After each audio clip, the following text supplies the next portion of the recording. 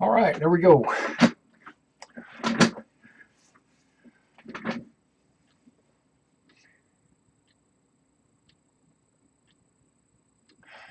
Oh, Silent Crow, if you're still there and you're still asking that question, I'm not sure I understand that. When you say, do you think this game will have any upon release? Do you mean competition? Is that what you're asking? Yeah, Elite Dangerous is pretty much the only other game that, well, Elite Dangerous is competing for the genre, but it is a totally different game.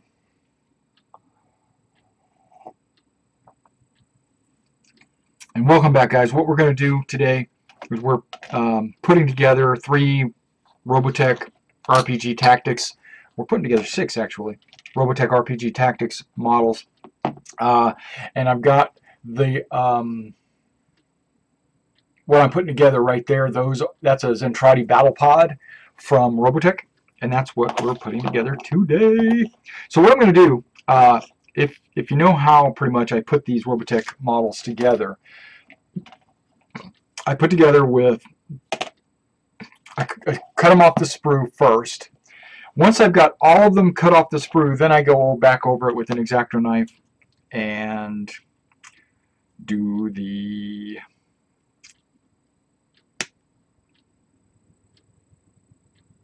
trimming of all the excess. Now, you might find this to be a little boring because it's just watching me put together a model.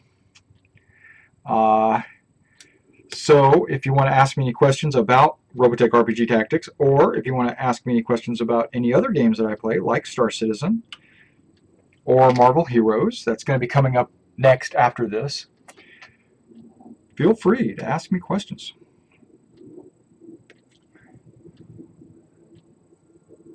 Yeah, okay, when it comes to Star Citizen, right? The Star Citizen release, well, the release isn't going to be for a little while, right? Because they're still in pre-alpha. They say pre-alpha, but I guess it's really just an extended alpha, or an expanded alpha, I should say, where they've got quite a few different modules coming out this month. We've got the social module, and we have the first-person shooter module coming out. Hopefully, they are going to show them off during the PAX East, which is this weekend. Hopefully, they'll also show off my Retaliator and put that in our hangar, and also the Gladius will be flyable, because I've got a couple of people in my squadron that are just dying to fly their Gladius. Okay, but when you're talking about competition, first of all, we don't know what's going to be released out there in the future. But as of right now, in my opinion, okay, well, let me back up. I'm going to try to say this in an open mind. I'm going to try to be open-minded about this. I was getting ready to be very closed-minded, but let me be open-minded. Not everyone is going to love Star Citizen. Not everyone's going to love it. I mean, it's not a game that someone who plays okay, there's a buddy that I've got. He plays Call of Duty type games all the time. He loves that genre, that style of game. He would hate Star Citizen. I've talked to him about it. We've discussed it in length. He doesn't want to have anything to do with it. Even the first person module, he doesn't care about all that. He wants to play his console game, play Call of Duty or Halo or those type of no-brainer type games where he can just come home, plug it in, turn it on, blow some stuff up, and then he's done. That's what he wants out of his gaming. So first of all, Star Citizen is not going to appeal to those type of players. Okay.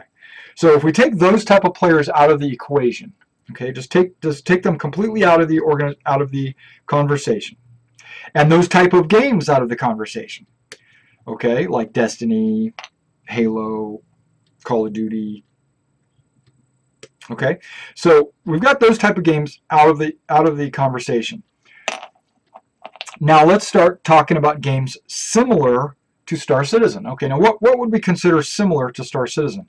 Well, MMOs, basically games that you can log in, you have a character, you continue from where you left off, it's an ongoing campaign, you earn money and equipment and gadgets and gizmos in game, and you take missions and you go on mission after mission. There might be various types of mission.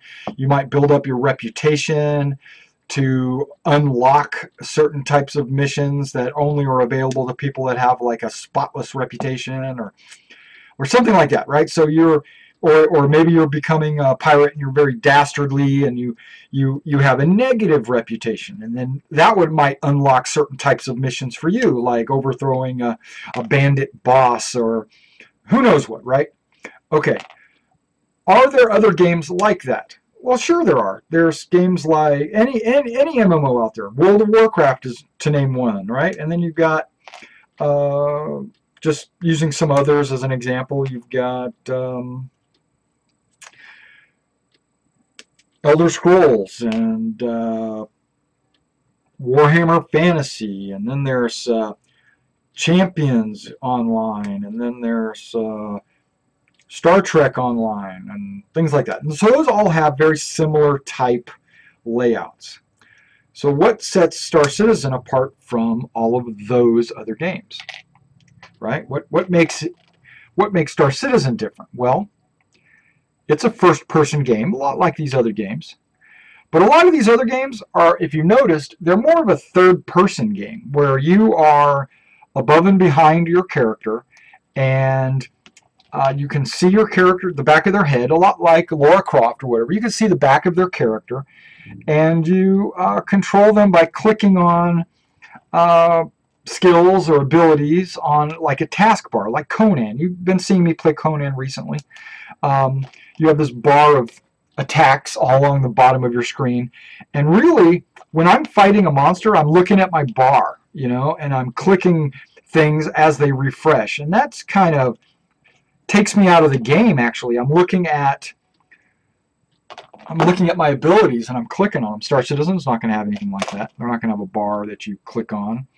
It's first person. You're not going to have a World of Warcraft, spells and abilities all along the bottom of your screen, and you're just constantly clicking those. Now, Elder Scrolls tried to get away from that, and they made it so that you have like a left and a right click on your mouse, so you don't have to look down, and then a couple of hotkeys on your keyboard will set off a couple of other abilities. But it still was third person, and it still was it still broke the immersion. I mean, you still see this status bar at the bottom, and I don't know, you had these fantasy abilities. Don't get me wrong, I love fantasy games. Star Citizen is not going to be a fantasy game. It's going to be what I like to call a surreal game. I mean, it's not really real, but it's very realistic. So you're going to have a first-person experience. You're not going to be able to press your third-person button unless you're in an area that allows third-person, and those areas will be non-combat areas. Like you might go to a marketplace and it's not allowed to be, let me rephrase it, combat's not going to be allowed there. So you would be able to go to third person, basically just to see your character. But at the town hall, I think they said they abandoned that idea. I think they said that they are going to make everywhere combat eligible. And if they do that, then they're going to have to disable third person view everywhere, except for maybe in your hangar or something. Okay, I played MechWarrior Online for a few years, and really got into that game for a long time, and I just recently became disinterested in that game. But there was a big, huge outcry when the game developers said that they were going to introduce third-person view into the game, that community, a lot of people quit the game because of it. They said that because it's unrealistic to be driving a huge, 50-foot tall mech and be able to see in third person. I just laughed. But it's true. I mean, it takes skill out of the game when you can walk up to a building, go into third person, and see over or around the building without having to expose yourself. The way they described it in fiction is that you launch a little overhead camera drone that lets you see around these buildings and over the buildings. And if that's the case, why can't you fly this drone all over the map, or something? But they don't let you do that. So, yeah, whatever. But Star Citizen, basically, because they want the realistic, immersive experience, they're disabling third person all the time, everywhere, which I think is great. I could have lived with a third person experience. I would not have complained about it, but I am excited that they've made a command decision to just not use third person views. That's great. Well,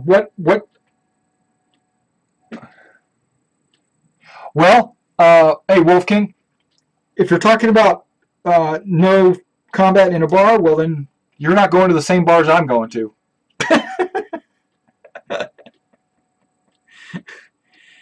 Oh man. Even if it's not with a gun, let's say it's fist fighting or something, they're going to allow that in bars. They've already stated there's going to be bar fights. Now they might be non-lethal fights, and a lot of people are going to do it, just to experience it. And those kind of players I don't want to play with, because I'm trying to get into my character. I'm trying to be very immersive, and I'm going to be role playing myself, or not myself, but I'm going to be role playing my character in the universe. And just getting into a bar fight just for the sake of having a bar fight is not what I'll be thinking of doing. I'm sure it'll happen. I'll walk into a bar and 5 teenagers are going to be bar fighting just because they can. And the topic of one of my conversations earlier was going to be, and I never really got around to it, was griefing. I wanted to talk about griefing in Star Citizen, and I've pretty much opened my mind to griefing being, there's different levels of griefing, and different people have different opinions about what griefing is, and that's a lot like role-playing or the alignment systems in different games and stuff like that. Different people have different opinions about what the definitions of griefing are. Well, I can give you my opinion of what griefing is, and I don't like griefing based on my definition. Now, on someone else's definition of what griefing is, I wouldn't call it griefing. I would just call it something else. But in my world, griefing is a player, any age, usually less than 18. I'm going to say these guys are probably 14 years old, or they're adults with a 14-year-old mentality. And there's a few of those running around. And yes, Silent Crow, there will be missions that you will pick up on planet that will force you to pull your pistol out on planet. Absolutely. There might even be multiplayer missions, like to raid a pirate hideout on a planet, or maybe a smuggling ring or something like that. Okay, but back to griefing. My opinion of griefing is when a player with a childish mentality, okay, or an adult with a childish mentality. Remember, it's just his mentality, not the age. Messes with, and I use that term loosely, messes with another player just for the enjoyment of messing with them. Not because he's going to gain any financial benefit from it, not because he has a mission to do this, but just purely for the fun of messing with someone else. To me, that is griefing in the most basic sense. I do not like griefers. I do not like people that only play the game to mess with other people, because that takes the realism away from the universe. Yes, I understand there are crazy people in the universe, and they will do crazy things at crazy times. I'm not talking about those guys, because a griefer that just shows up like from out of the blue and just starts shooting everybody in the world, he's just somebody that's lost his mind. That's how I would play it off, or role play it off. Now I understand that Chris Roberts also does not like griefers, and he has a system in place to make griefers play with other griefers. And so when that happens, you're griefing people that are also griefing you, and that's fine. Bunch of crazies all in the same instance. And that way I don't get to see them, and I'm happy about that. If you are a griefer and you're trying to ruin someone else's enjoyment of the game,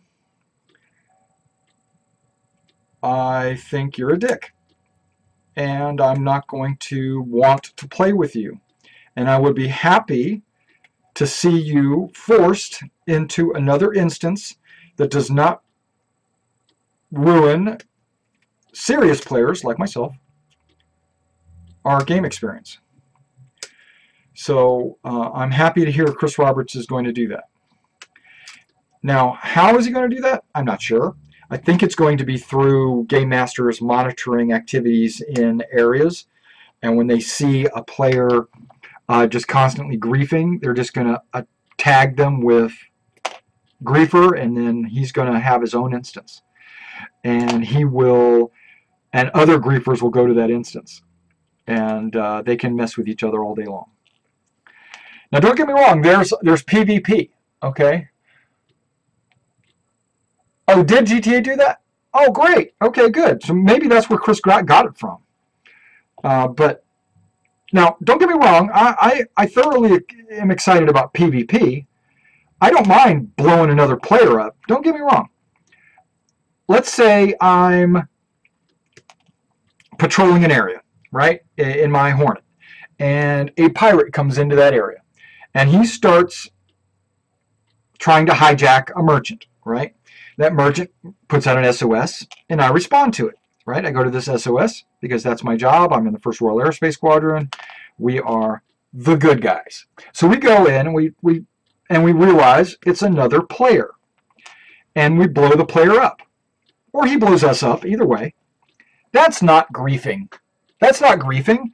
He was raiding a merchant ship because that's what pirates do, and he was trying to make a profit. I don't fault him for that. You know, that's what he enjoys doing, and that's how he wants to play the game, and I'm totally excited about that. I want him to do that. I want him to have that ability. And I'm glad he's doing it, because that gives me something to shoot at. But now, if his whole mentality was, and this is where it's very hard to tell if somebody's griefing or not, because you have to be a mind reader. You have to look into their mind. The whole reason why they are griefing, or what my definition of griefing is, their motivation for doing it. So the same pirate, he's in an area, he sees a merchant coming through the area, and he just goes over there and starts shooting at him, not to get his cargo, not to make a profit, but just his main motivation was to hurt the other player's enjoyment of the game. To me, that is a griefer. he gets off on other people's not pain, but cutting off their fun, basically. And yeah, if he was just being a pirate and doing his thing as a pirate, trying to, then I'm going to say he's not a griefer. He's just a pirate. He's just on the wrong side of the law. But have you ever been in a game where someone would kill you, take your gear, okay, and break one? Thanks, I appreciate that. I'm still getting that. I'm still getting the track IR in Arena Commander. I'm still getting that locked in. I pretty much figured out that if I turn off the X, Y, and Z axis and just leave me so that I can actually turn left and right and up and down and look, then it's okay. But if I leave the X, Y, and Z axis on so that I can lean in my cockpit or lean forward or pick my head up, those things cause me to move around inside my helmet, and I can't see anything when I do that. So if I turn X, Y, and Z off, then I'm sorry, I'm concentrating on cutting. But no, then it works fine. But the problem with that is in the first-person shooter, I plan to use my X and Y axes, XI or whatever you want to call it, to look around boxes and cover and stuff like that. So if I have it turned off in the FPS module, I'm sorry, in the dogfighting module, and I need it turned on in the FPS module, I don't want to go back and forth between setting it up and disabling it and stuff like that. And so I'm struggling with that. But right now, in Arena Commander, I just turn it all off. And I can just look left, right, up, and down. But in the FPS module, I want it all to be on, because that's the whole reason for Track IR, for me, would be to look around cover. So I'm going to have to figure out a happy medium or something. Or just get over it. Or have RSI fix it so my helmet actually goes with my head and not a stationary object that I'm looking around on the inside of. Because as of right now, that's what Track IR is. It moves the camera position and not your actual head. So as soon as it starts moving my actual head, then it'll be fine. It'll be fine.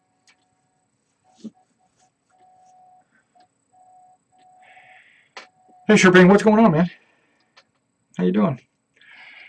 For those of you interested in watching the channel, Sherping, he's one of our squadron recruiters.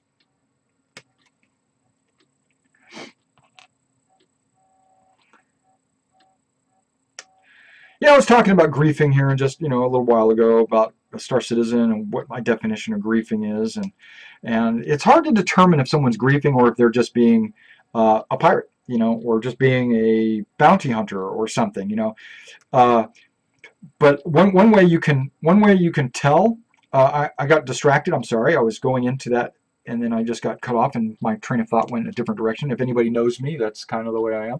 But have you ever played a game where you got killed by a player, right? And they took your gear, okay? Which that's what you do, right? You kill people and take your gear, right? But then they stand there, and they on games that require you to go back to your dead body, or a not just a dead body, but like a tombstone, or I think in D&D you got to get back to your body in a way too. But there's games where players will kill you, and then they'll just stand there waiting for you to get back, so that when you respawn back on your character, they'll just kill you again, and then you'll respawn, they'll kill you again. To me, that's also griefing, because yes, he's benefiting financially, maybe your gear or something, but technically he's kind of abusing the respawn rule, or respawn location. He's camping the respawn point, and that's another way to grief a player, because you're you're just taking advantage of people. And that's like the second form of griefing. The first one is just hurting their enjoyment, just for the sake, just for the fun, just because you're the Joker and you want to hurt everybody else in the universe. That's one way to grief people. And then the other way is like spawn camping. Luckily, in Star Citizen, you're not going to respawn at the location where the enemy killed you. You're going to respawn in a hospital. A lot like City of Heroes. I don't know if you guys have played City of Heroes, but when you die, you respawn back at the hospital, and that gives you an opportunity to gather your thoughts, go back outside, have to go back to the mission, which is probably halfway across the map. And if there was a dick at that location, you probably won't go back. So you don't have to corpse run or whatever they call it. And you probably wouldn't be able to go back anyway because your ship is probably blown up and you have to wait to get a new one from the insurance company, which could take hours and hours of you waiting. So by then, hopefully the griefer will have gotten tired and moved on to another player. But yeah, I thoroughly don't like griefers in any shape, fashion, or form. And I'm going to do everything in my power to report them. So if you're a griefer and you're in my instance, I will report you at the drop of a dime. Mainly to get you put into your own instance so you stop interfering with actual gameplay.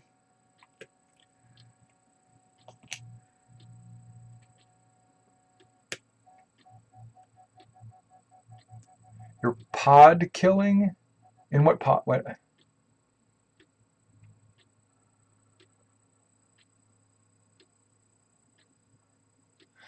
Okay.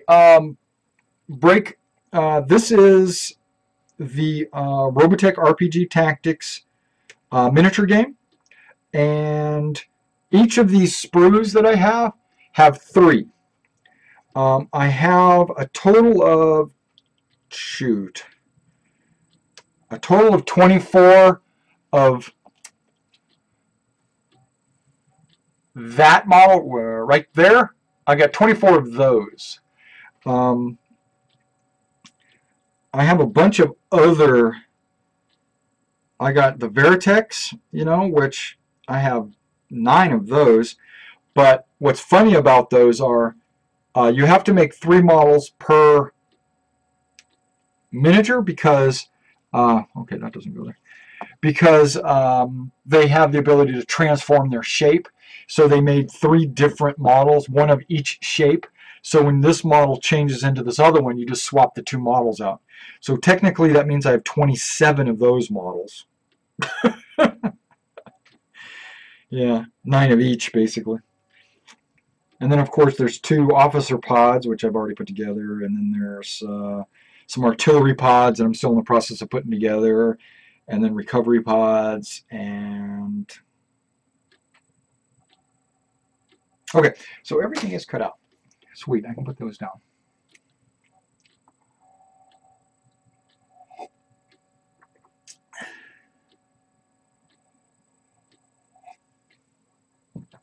So this pile right here is just 6 models.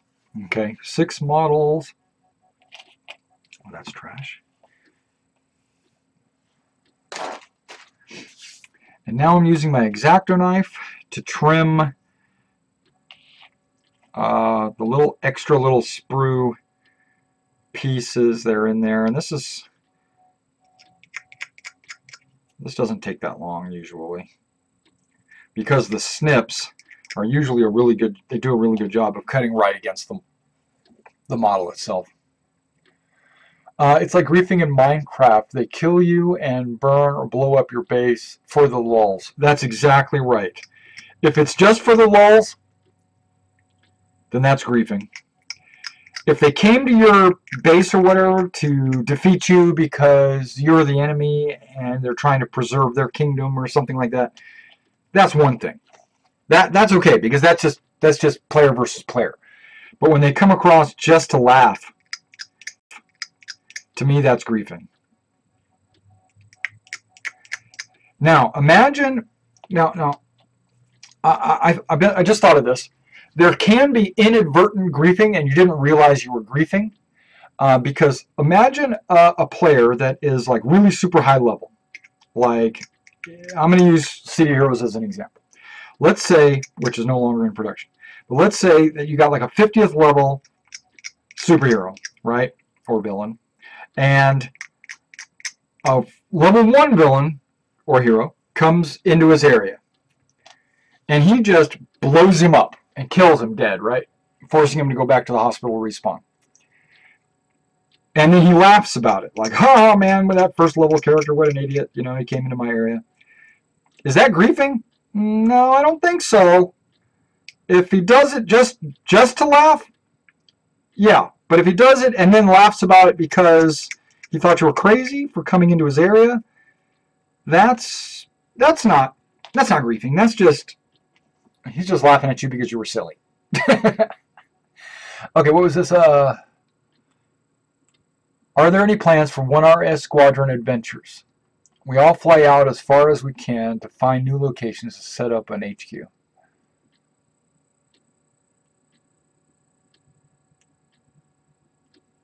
Well, Sherpain,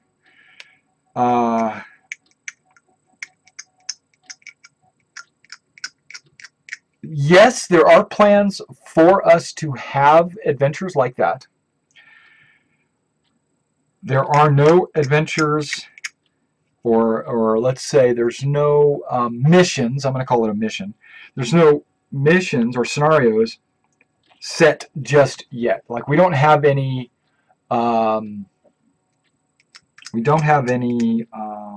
defined missions like that just yet. We're not going to worry about any of that until we get into the beta a little bit deeper, where we can see exactly how everything's going to play out, or how the system works and stuff like that. And then we will be able to put together some scenarios. But I'm going to tell you, I'm going to tie in everything we do to what the UEE wants us to do. We are not going to be a rogue unit doing our own thing out there. We are going to be abiding by UEE laws, and we're going to be making UEE stronger, and we will be doing missions that are given to us by the UEE. Now, I understand that we are a private military organization in the game, right? The game looks at us as a mercenary group. So it does not look at us as an official military organization. We consider ourselves a military organization. We role play that we are a military organization. The game master, the game system considers us a private military organization. So when we get a mission for a private military organization, like as an example, escort these merchant ships from point A to point X, I will come to the squadron and I will tell the squadron, hey, we just got a mission. It came down from high command that they want us to escort these merchants from point A to point X. When in reality, it's a mission that any mercenary organization could have taken. But I'm going to role play it out that it was actually an official UEE mission. When we're flying in an area and we see that a merchant is being ganked by pirates, and they put out a distress call, and we respond to that distress call, we're going to pose as official UEE military. We're going to say the UEE military is here to help you. We are the 1st Royal Aerospace Squadron. You know, we are here to protect your interests or your assets. And we will take on the pirates. So as far as that, and if it happened to be another player,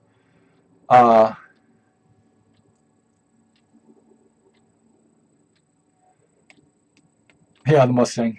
I actually don't like it. One thing, I don't like the way it rocks. It like when you fly up and you stop flying up, it gives you a little bit of a rock. I don't like that in the. It might be a balancing thing. That might be something they're going to work on in the future. But the Mustang, I have problems with that. Also, the gun sizes are all too small. But for the price, it's an awesome ship for the price. Okay, because it's a low-priced ship that actually packs a serious punch, and so so in that regards, yeah, it's definitely cool. But since I already have a Hornet, you know, I'm not going to step backwards and get a Mustang. No. Oh, somebody asked me earlier what was a great ship for a new player to if they were just starting out and they wanted to be able to do everything. I didn't think about it, but the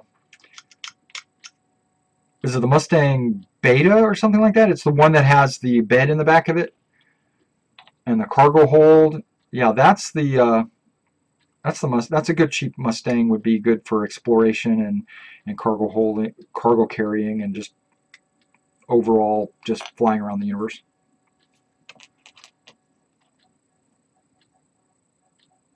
Yeah, the Cutlass. Yeah, let's talk about the Cutlass just for a second.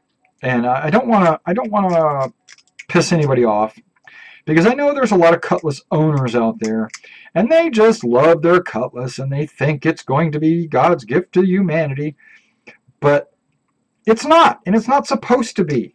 It's not. It's not a fighter. It's not a cargo carrier. It's not a troop transport, but it's all of those things.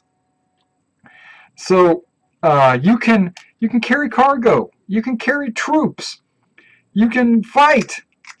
You know, it's designed to take on merchant vessels like freelancers or whatever, dogfight with them because it might be a little bit more maneuverable than a freelancer, and be able to take their cargo and then steal it and go sell it. It's not designed to be a dogfighter. If you take the Cutlass and you put it in a match with a Hornet, the Hornet should win every single time. It should. If it doesn't, then they need to rework the Cutlass. Because guess what? Not every ship is supposed to be as good as the next ship. Every ship, the balancing should not be everything is equally balanced. Its lead should weigh more than feathers. And that's what the balance is. So if you get, like the Super Hornet, okay, it's better than a Hornet. It's supposed to be. The Hornet, it's better than the 325. Well, guess what? It's supposed to be. A 325 might be better than a 300. Well, guess what? It's supposed to be. But only in dogfights. If you were to take a Hornet and say, you know, can you travel really fast? No. Does it have a really comfy seat? No. You know, can you sleep in a Hornet? No. You can sleep in a 325. It does have a bed. Yeah, so every ship's going to be different. Every ship's going to be good in what it's supposed to do, and not every ship should not be able to do everything as good as every other ship. That's just not right. That's just not realistic. So I think the Cutlass should be a little more sluggish, because guess what? It's a big fat cargo carrying troop transport pirate ship.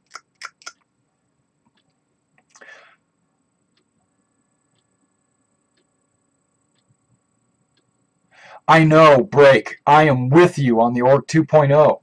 I cannot wait for that. I've been waiting for a year for that. Over a year, right? Because Org 1.0 was like over a year ago. And being the Org leader of the Royal Airspace Squadron, I want to be able to like organize our ships and where our players are located and put them in their like leadership roles and their charts and stuff like that. I want to be able to do that on the RSI site. But what I've done, and what I guess a lot of other organizations have done is made their own websites, right? And organize their organizations on these third-party websites. Our unit uses Engine. A lot of units probably do also. And it has a lot of tools. It has a lot of modules, a lot of customizability and modularity and stuff like that, where the RSI site is very limited on what you can do with it, right? It's very focused on what you can do. And unfortunately, Behavior or whoever it is that's working on the website has been working on the VAT system because they have a lot of overseas clients. So they had to upgrade a lot of these different websites from all their other clients to accommodate the VAT system and the European tax, basically, for digital goods. And so they've had to put the Star Citizen Org 2.0 on hold. So I can't wait for them to get done with that VAT system upgrades on all these other websites and get back to working on Org 2.0.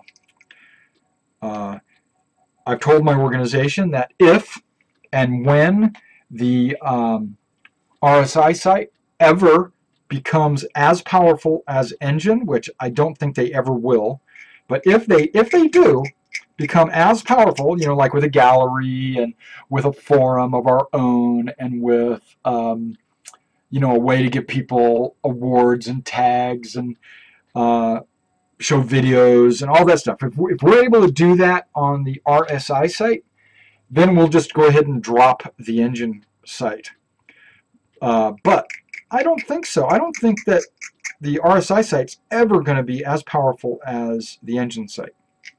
I think it's just going to be a second page or a second site that the squadrons will be able to have, or the organizations will be able to have, where they can manage their members and be in game. Okay, sorry, I'm falling way behind.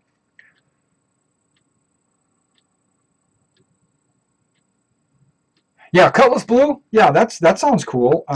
Cutlass Red too. I mean, you know, having a medic out there flying around with you is kind of cool. But let me back up and say, now I've even told our organization that I could care less about having a medic fly with us, because if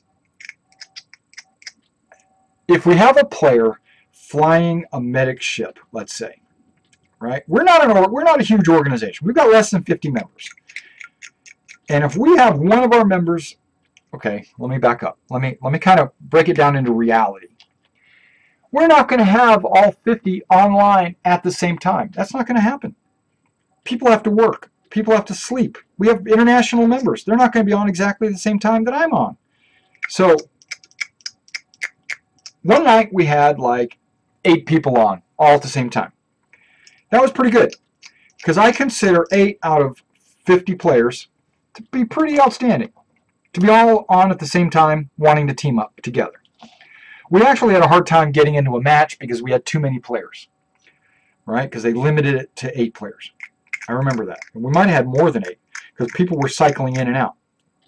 Okay, so that was an outstanding night. If the persistent universe was going around, right, and we had if persistent universe is going around and we had a fight that we needed to be in, and one of those 8 was flying a medic ship,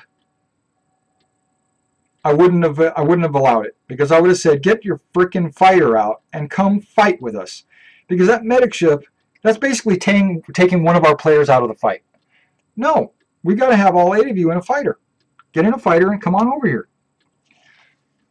And that's what I was saying. Medic ships, any of the auxiliary ships really shouldn't, you know, like troop transports, or, you know, like the drop ship and medic ship and a salvage ship, and, you know, they were talking about all that stuff, and I was like, you're missing the point. Those are all your secondary ships. Your primary ship is your fighter. It's going to always be your fighter, because guess what? We're a fighter squadron. All right. Okay, let me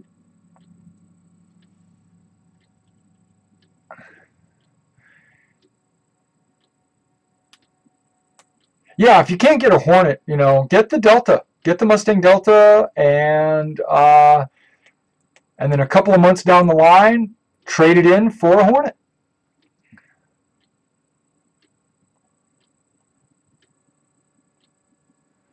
Oh, the Hornet's only $80? No, it's not. It's like 110, isn't it? Yeah, I think the Hornet's like 110. But sometimes you can pick it up on sale. But remember, you can always trade in an old ship, and you'll get your cash value back immediately. So, like, if you pay, let's say you pay 40 for the Mustang, right? And then a month later, you want to trade it up for a $65. Yeah.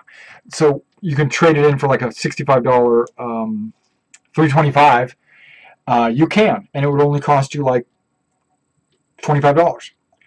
And then and then a couple of months later, you want to trade it in for an $80 Cutlass, you can. And it only costs you like $15. So basically, you would be gradually increasing the value of your ship. But I think they're going to do away with those soon, that option soon, because they are going to introduce the REC. And the REC, which is the rental equipment credits, you'll be able to rent ships and be able to fly them. And if you like them or dislike them, you can trade them, not renew your rental, and you can rent a different ship. So that will give a lot of people an opportunity to fly ships that they normally otherwise wouldn't have an opportunity to get, which is good. There's a positive thing about that, but there's also negative. And in my opinion, financially, that might hurt CIG, because people aren't going to be buying ships anymore. They'll just be renting them, and so they won't. Their sales are going to go down, in my opinion.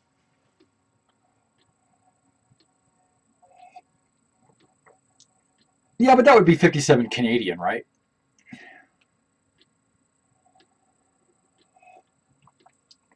Yeah, don't. I mean, it doesn't. I mean, it's it's it's the exchange rate, whatever that might be. I mean, I'm not really up on the Canadian exchange rate. Okay, and what else? Yeah, everybody's going to be in a Super Hornet.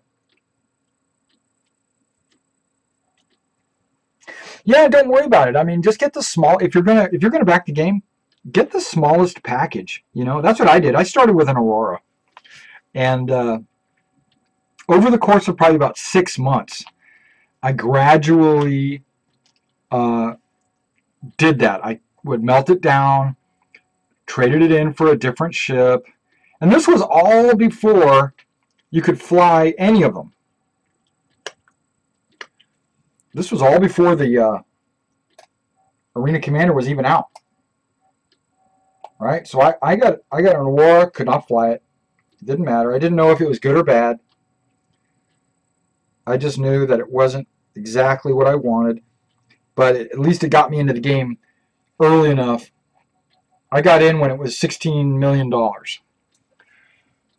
And now what are we at, 74 or something like that?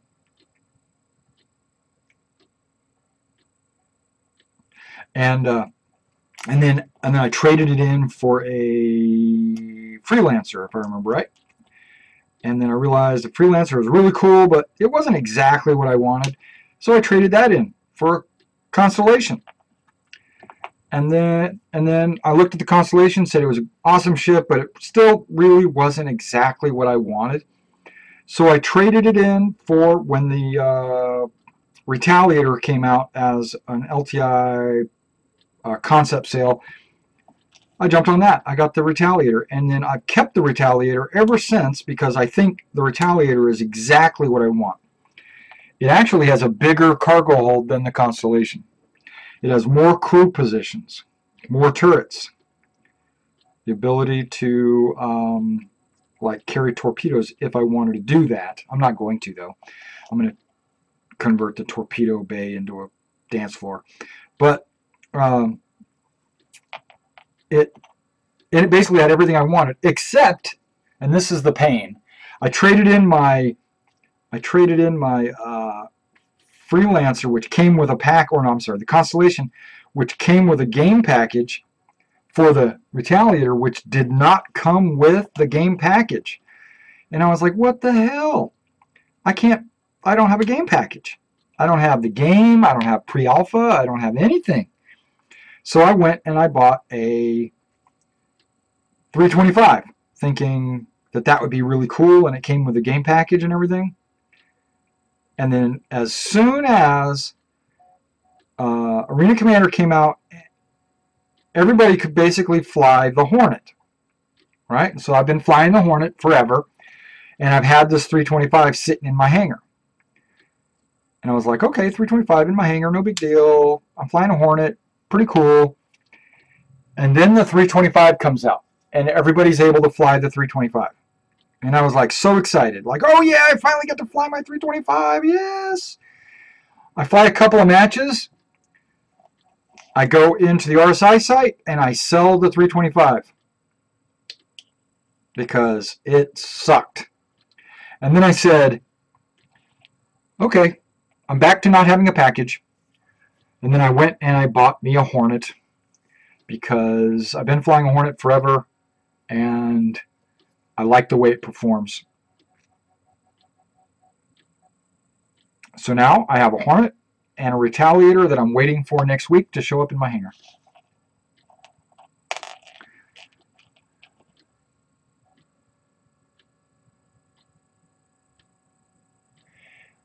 Okay, the org mandatory ship. No, I don't think that is very. I don't want to be. I don't want to have anything mandatory for the. We do have. Well, let me back that up. We do have some mandatory things that the organization will have, but it's going to be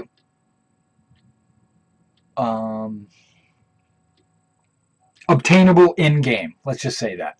So if we ever do an org mandatory ship like the Hornet, okay, I'm not going to make you get it until you're actually in game, and but right up as of right now, we don't have any mandatory ship. We do have a mandatory uniform. We do have a mandatory personal rifle. So your armor and this is all your FPS personal armor and rifle will be mandatory. Your training is mandatory because we have a boot camp that you have to go through. And ship paint job, we have that. That will be mandatory. But actual possession of a ship, no, because I know there's some players out there that went out and purchased a Constellation, and that's pretty expensive, like $275 or something like that. And I'm not going to make them go pay another $100 to get a Hornet during Arena Commander. That's really unfair to them. I wouldn't want an organization to do that to me. But when the game actually comes out, we might say something like, everyone will eventually have to earn a Hornet. What I was planning on doing was taking the organization taxes that we get from our members and buying some ships that are squadron ships. But now that you mention it, I should not buy fighters. I should buy bigger ships with that in-game currency from the squadron, like maybe a second Javelin, or maybe, because we do have a Javelin in the organization. We have a Carrack. We have we have one of every ship, pretty much. We got freaking every ship in the organization. The only ship we don't have is the escort carrier because it hasn't been sold, and we don't have a Bengal, and we don't have a battle cruiser. We don't have any of the harvesters or any of those what do you call it, Vandal ships. We do have a Vandal scythe, but we don't have, yeah. And we can play that off as being like salvaged, and we're using it as a test to know our enemy better or whatever,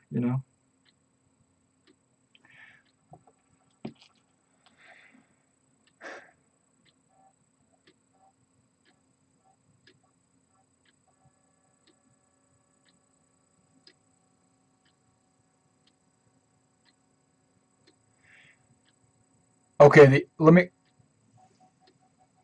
let's look at the LTI, the lifetime insurance. I think it's just going to be one thing that I'm not going to have to buy, okay, for my retaliator. That's all it is. Imagine. Now think about this. Based on what I understand of the economy, LTI is going to be so cheap that flying one mission, just doing one mission, will earn you like 1,000 UEC. Okay, as an example, a very cheap, easy mission will earn you like 1,000 UEC, and insurance for a whole month will only be like 100 UEC. So insurance is going to be super easy to get, and it's not going to be that big of a deal. So lifetime insurance will save me like 100 UEC a month.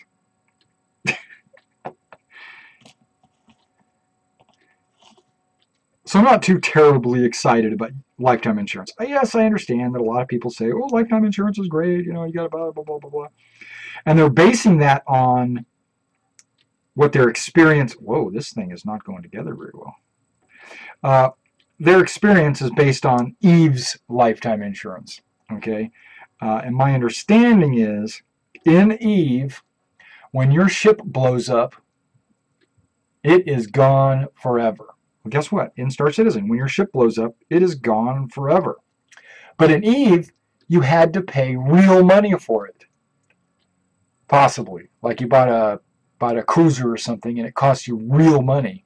So when it blows up and you don't get it back, you are out real cash.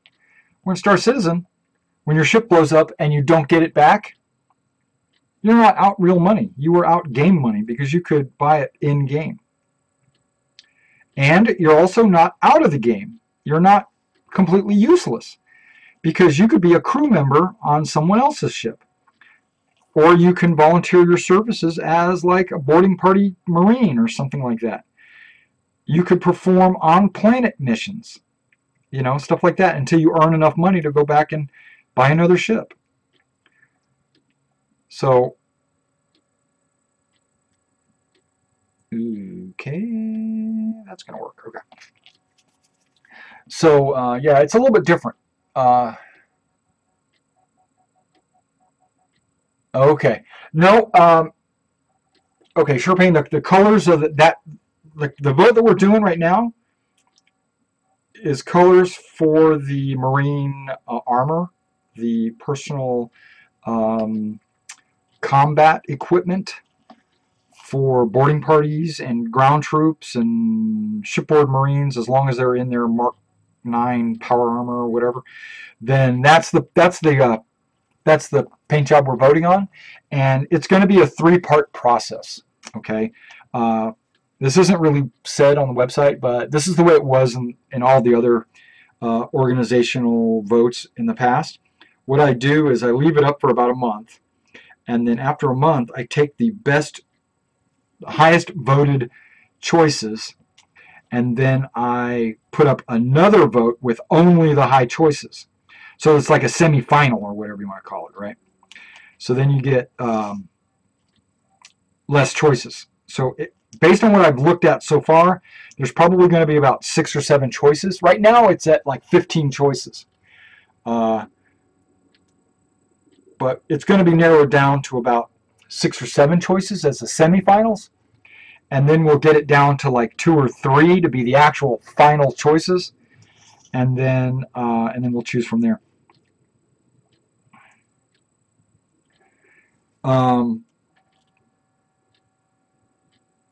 Yeah, so it's going to be a couple of months before we actually finalize what the actual color of our paint scheme is on our personal armors.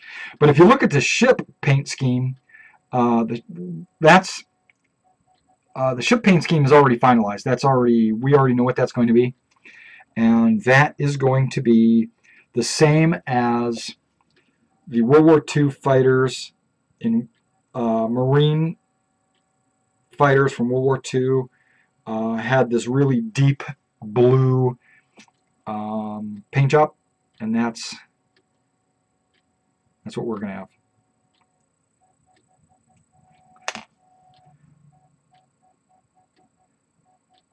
have. You'll probably see those pictures. I could probably pull one up.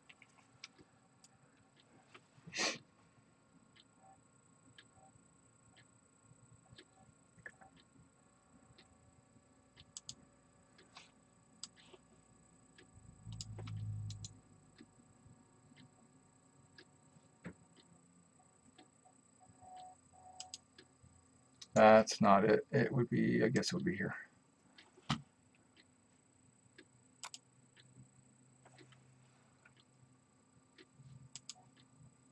That right there. That's our official paint scheme, because that's pretty much what the Marine World War II fighters, what their paint scheme was.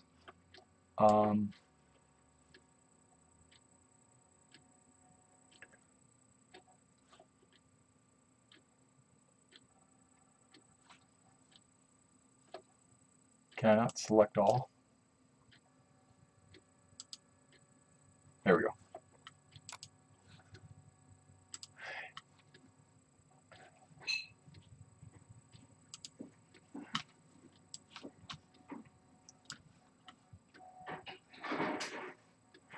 Well, no, the Marine fighters, because I know this says Navy on it, but if you're familiar with World War II Marine fighters, specifically like Hellcats, Wildcats, Corsairs, things like that, those are all. If you look at the Marine Squadron paint jobs, here I'm gonna pull some images up. Marine.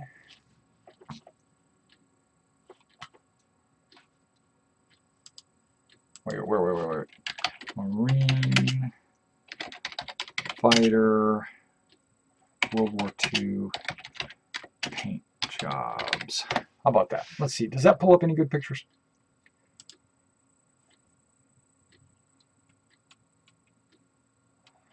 Okay, maybe we need some colored pictures.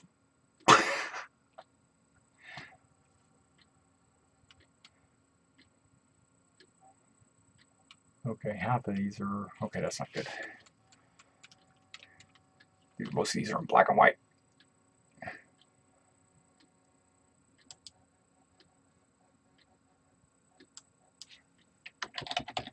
Just add the word color in there. Maybe that'll change it.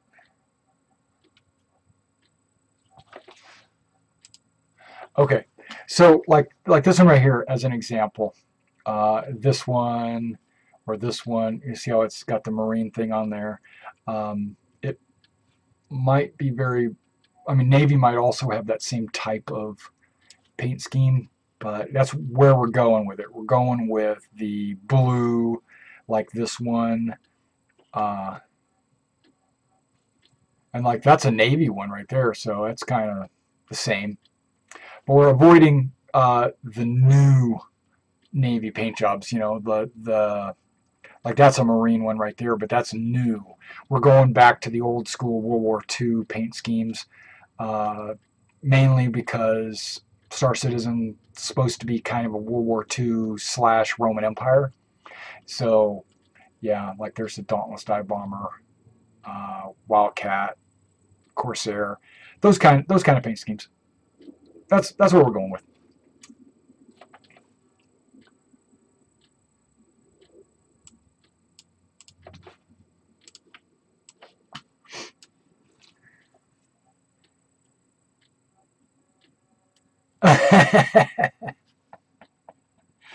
Well, in the future, what is the Canadian colors? What do they look like? White with a red maple leaf. I mean, what's the? I don't know what the Canadian colors are. What are they for their aircraft? Were they camouflage or anything like that, or I don't know.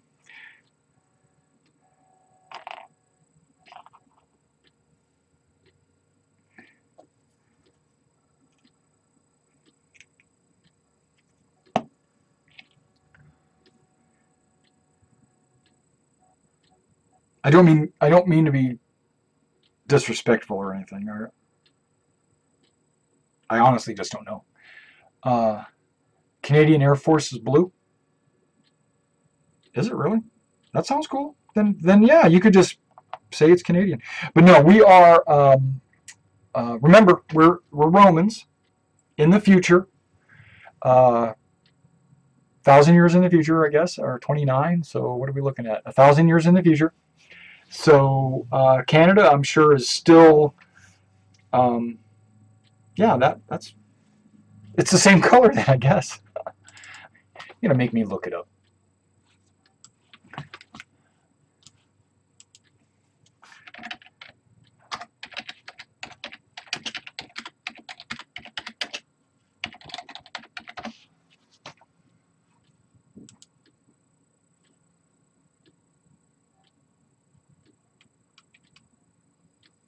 Oh, those are uniforms.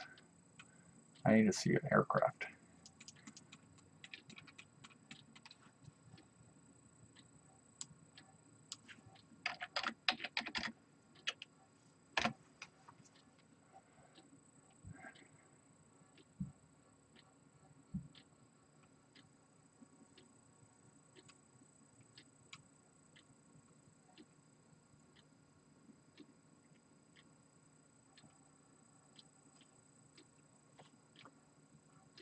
I'm seeing all different colors. Okay, here we go.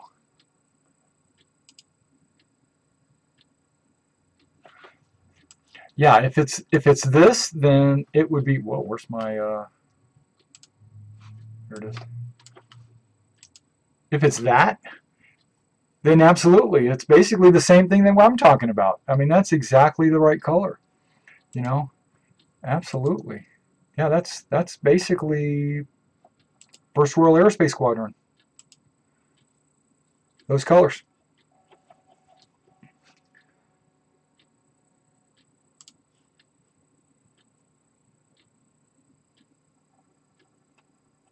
Yeah, we're not going with any camouflage patterns.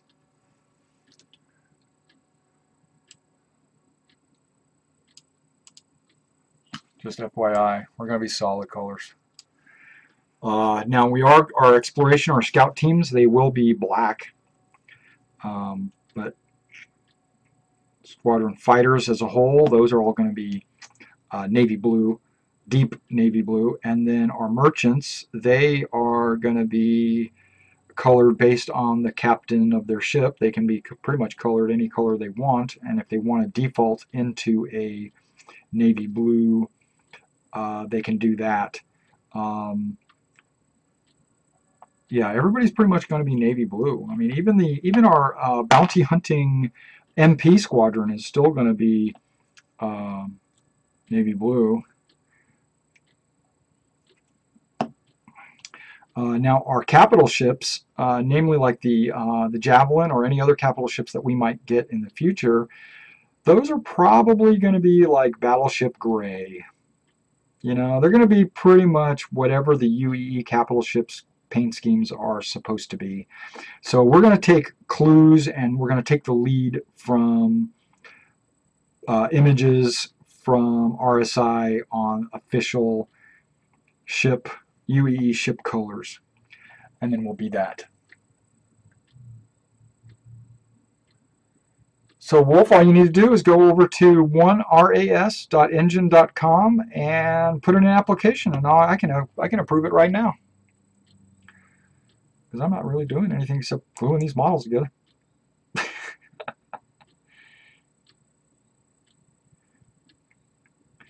And I'm going to kind of push this off to the side here in a little bit to play some Marvel Heroes in a little while. It might be a little, well, I probably should have started already, but we're going to delay the Marvel Heroes until I get this done.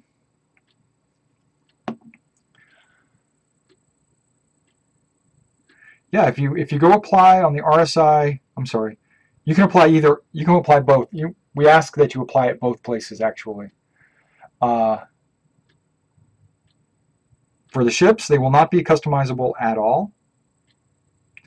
Sure, Payne. But now, let me tell you this. Let me give you a little disclaimer here. The only time that we require that you are in your paint scheme is when you are on an official squadron mission. Okay, so if you are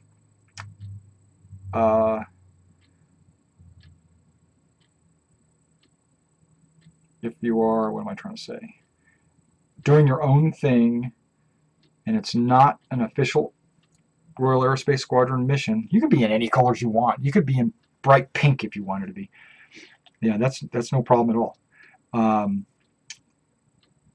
What we're asking is, like, when our squadron is together and we're flying as a unit, we want you to be in the squadron colors.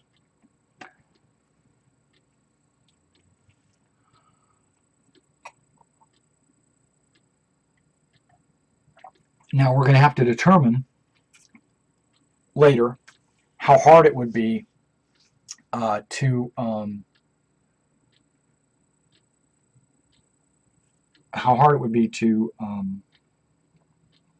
switch paint jobs out. Nose art, absolutely. I'm loving the nose art concept. We're going to do that. Now, my understanding with the RSI, all the information they put out so far, is any kind of nose art or squadron like logos or anything like that has to be approved through RSI. So I don't know how they're going to do that process.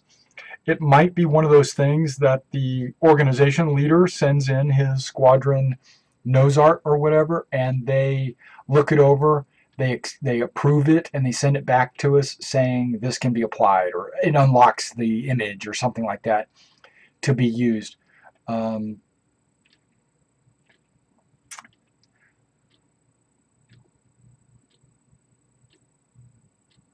Yeah, that might be something that is already going to be worked into their paint schemes, their skins and stuff like that. Yeah, exactly, Sherpa. That's exactly right. That's exactly the word they used to say that they have to approve it, because they don't want it to be a bunch of dicks on the wings.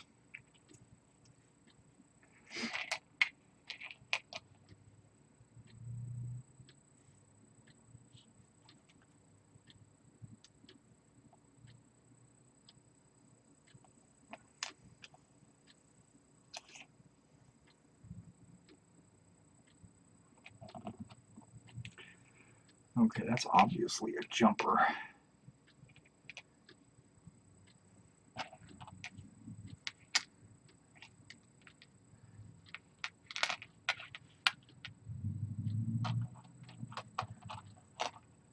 Okay, those are the jumpers.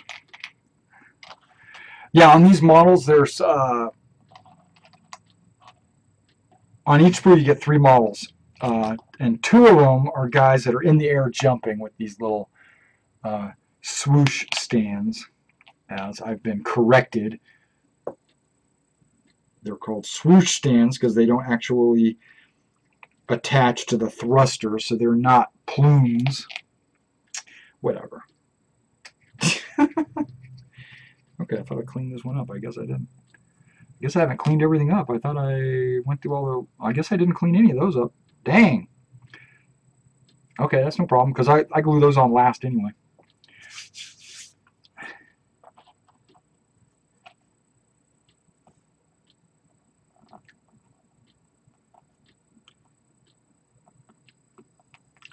Okay, that doesn't even want to go into that one.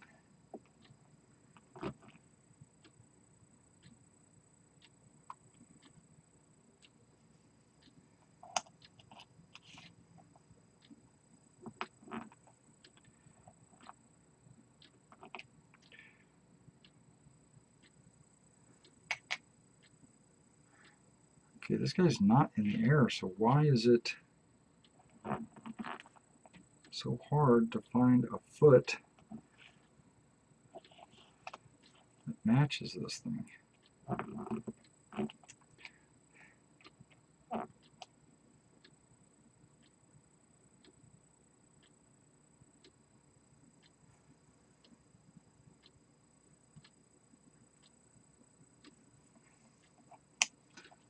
Okay, I'm struggling here.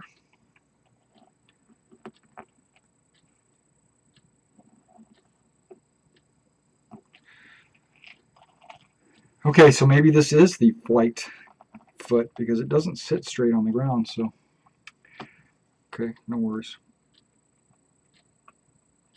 Once we get them put together, we'll figure it out.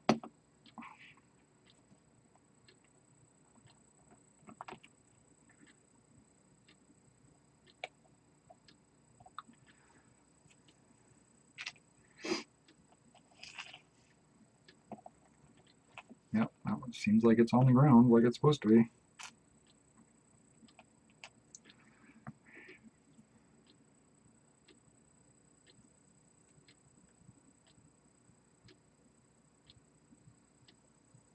See you, Sherping.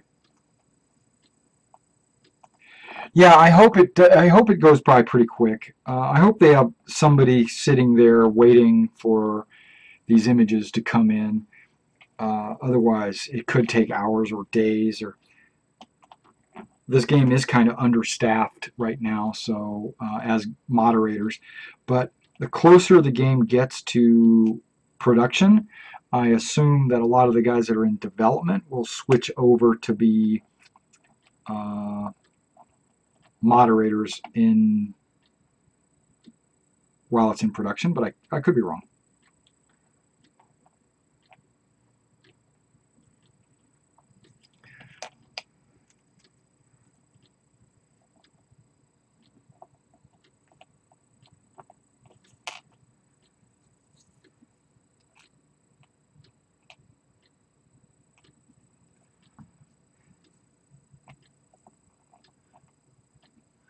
I know it's funny, like I'm sitting here putting together Robotech Tactics miniatures, and I'm getting all these questions from Star Citizen.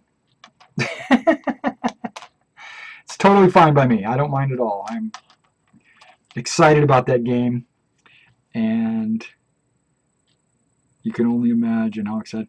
Hey, Wolf, if you're on an iPad, you can always go to our site. It's mobile friendly, and if you go to the site, you can apply there. But just letting you know that anytime anybody applies on our site, if you don't have an engine account, you have to kind of create an engine account. And by creating an engine account, it sends you an email that you have to approve before I'll actually see the application. So, and a lot of times those emails go to like spam folders. So just be aware of that.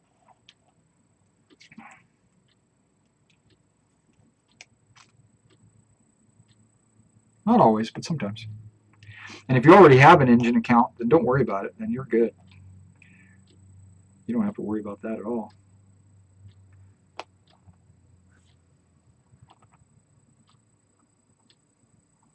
I think I learned my lesson. I've already done 9 of these battle pods, and on this 6, I finally figured out how the feet go. Oh man, it took me. I put those other ones together, and it was just like a pain in the butt. But now these things are going together like so easy. I'm like, wow. Took me a little experience, I guess. You know, level 2 model builder now for Destroids.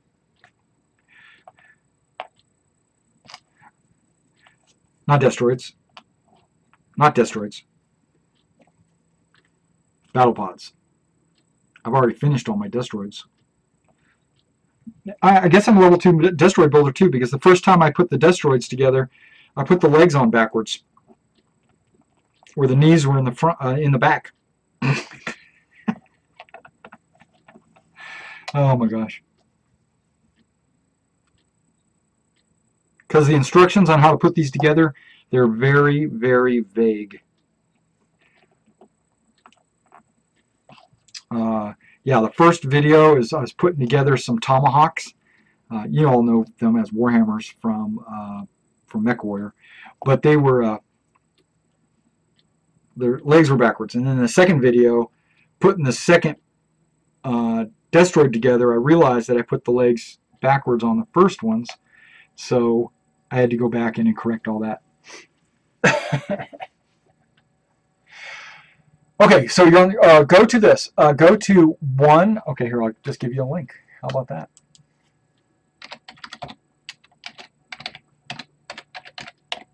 Whoops.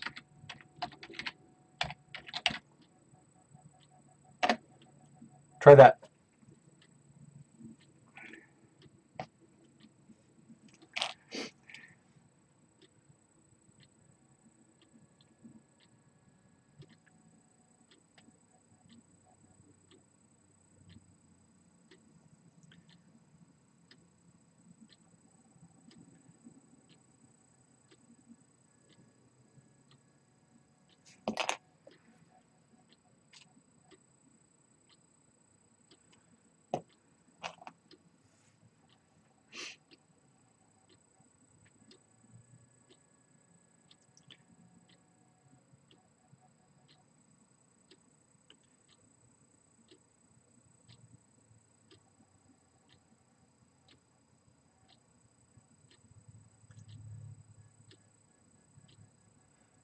Oh, okay, cool.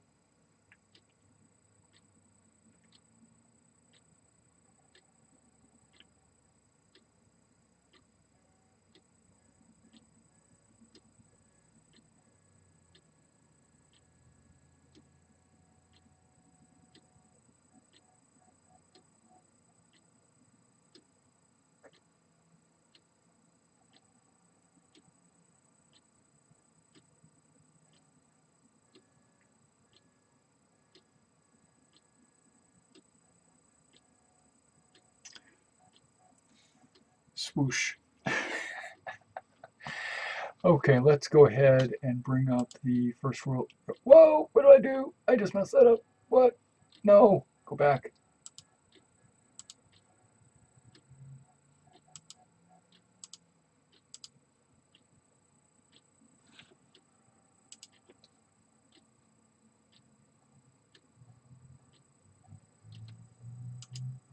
Okay, I got the organization up, so if I get a pop-up, it'll say, you know, a new application or something like that, and I'll just go ahead and approve that.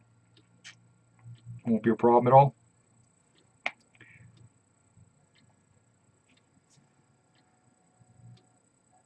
No, that's still weak, so I better just leave it, just hold it on, hold it in place. Give it another minute or so to dry.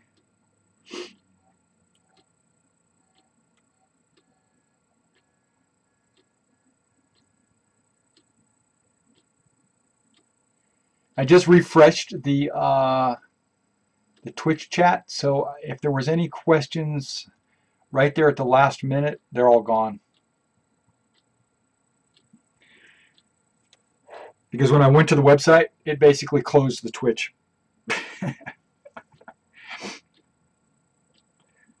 Yeah, these models are actually almost finished, believe it or not. These guys are almost finished. I know it's kind of hard to believe.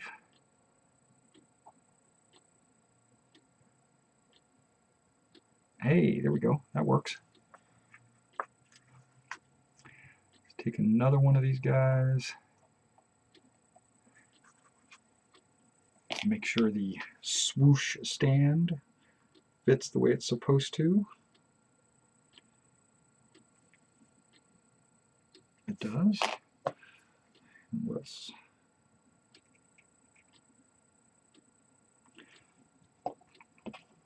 glue this.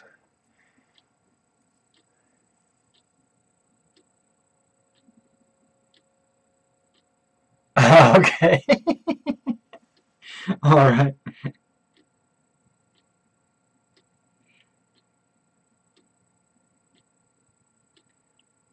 Yeah, just kind of glancing at our TeamSpeak, I noticed that we got Whole Armor. He's on our TeamSpeak right now. He's one of our, he is our Centurion of the fighter group right now.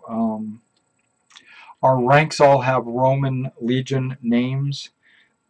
Centurion is basically the same thing as a captain. So he's the captain of the fighter group.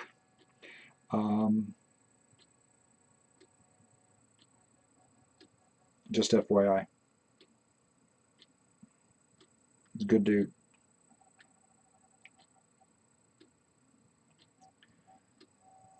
And he also might be mobile because he's having a hard time with his internet at the new house. Apparently he has no crawl space and no attic, so there's no way to get internet line from one side of the house to the other side of the house without it, you know, being exposed or something like that. So he's having a difficult time. So, and wireless connections are not going to be good enough for Star Citizen. He knows that, and he's kind of upset about it, you know, because he just moved into a new place and now he's having troubles. Not meaning to put his situation out in the world, but yeah. I'm sure they've got some kind of crawl space in the attic. He just doesn't have access to it or something. I don't know. He can't find and he doesn't want to drill in the house because it's not his home. So yeah, so he's having a hard time. And I was thinking if you just contacted the internet provider, they'd figure out a way to get him internet in that room. You just have to ask. I'm sure they would love to have him get on the internet. Pay for it, you know.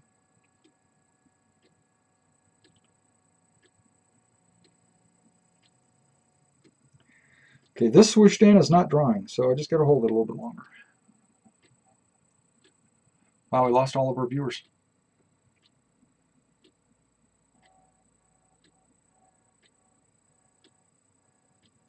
Must be 5:30 and I haven't started my Marvel Heroes, but I'm sure that's not why they were here. What? I got discussing Star Citizen in comments up there. What the heck? Okay, well, whatever. Maybe that's why they were here. And that's why we've been discussing Star Citizen. Okay, no problem. No problem. Normally I change the name of the show when a new thing pops out, but I just forgot to do that. Okay, so it's getting tacky. It's just not sticking. So I'm just gonna let it dry for a few seconds unattached. I see you, Wolf. Yeah, I see you, and I appreciate you. Just let me know when you get your application filled out so I can go access it and get you straightened out.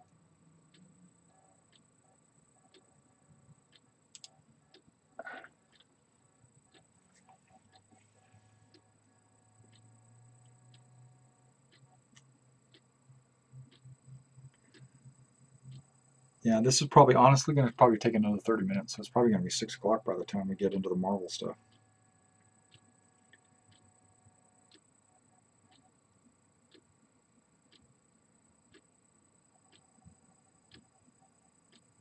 Ah, looks like it's drawing. Nice. Give it a minute.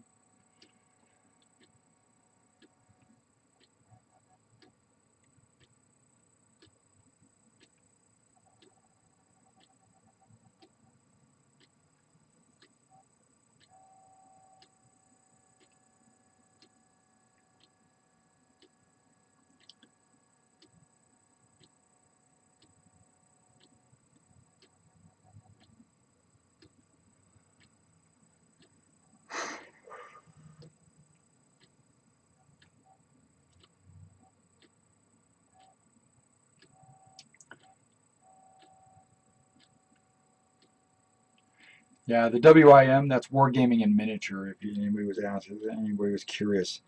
I have a YouTube playlist for Wargaming in Miniature. Basically anything that I do miniature game related, I put it in that playlist.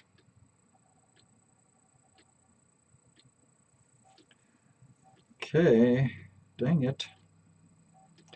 It wants to stick, but it also doesn't.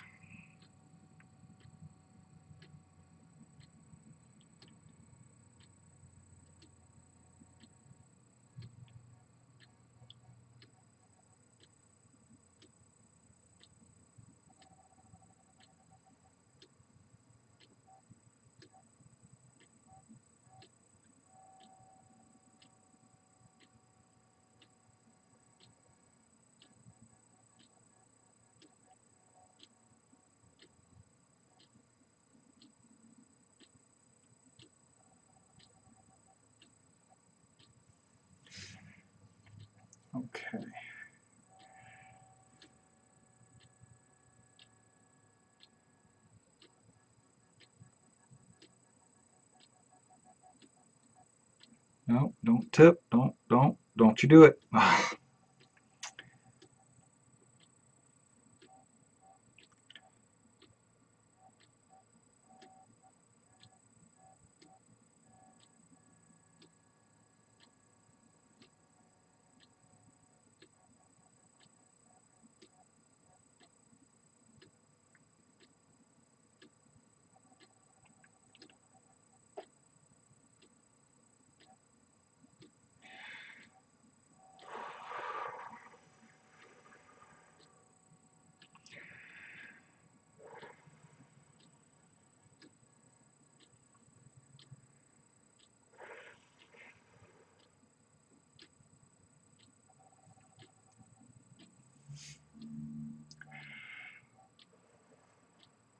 Now I'm blowing on it.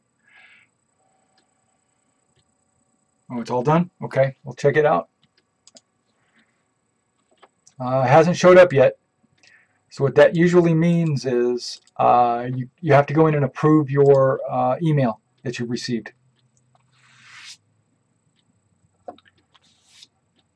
You probably got this email from Engine saying, please approve the terms and conditions or something like that. That's from the Engine site. And you need to do that before it'll actually forward the application.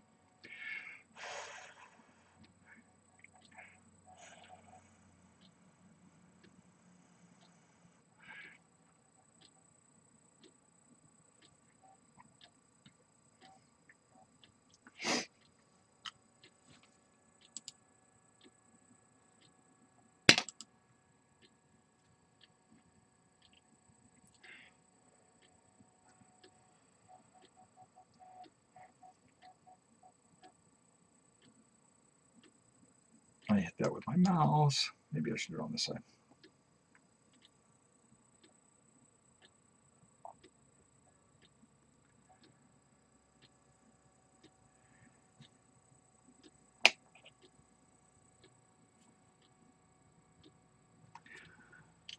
Okay, here we go.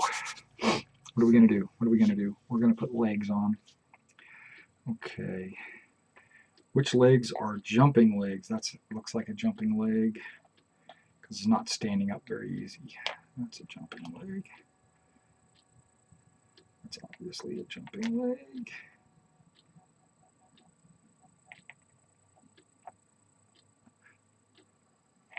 Okay, that's a standing leg.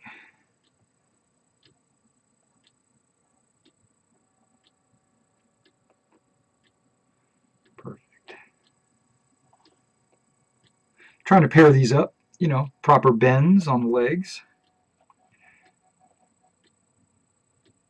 Wow, those legs are like spread. That's okay though. I don't mind. All right, here we go. Here we go. Here we go. Sorry, looking at the site.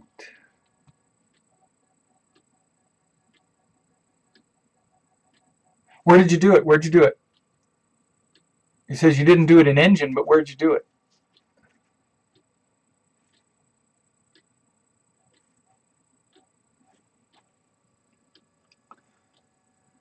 Because that's where our site is. It's an Engine. We have an organizational page on the RSI site that we want you to join also, but that's not our main site. That's kind of just the. Eventually, it might become the main site, but right now it's just kind of like a placeholder.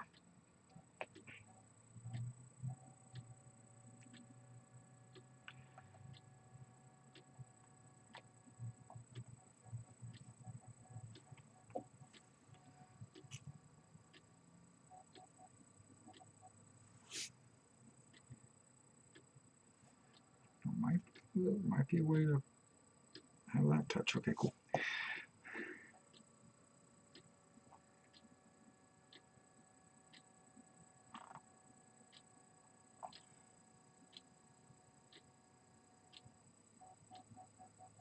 Oh, okay. Yeah, go to the Engine site. That's the main site. The oneras.engine.com. You probably see the site link on our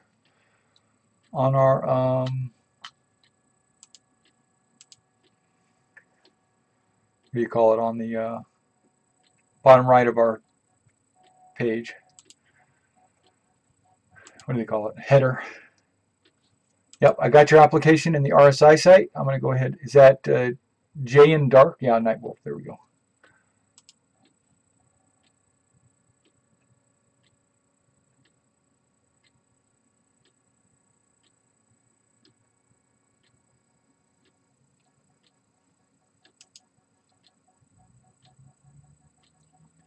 Okay, good deal. We got you in the RSI. Now we just need to get you into the engine.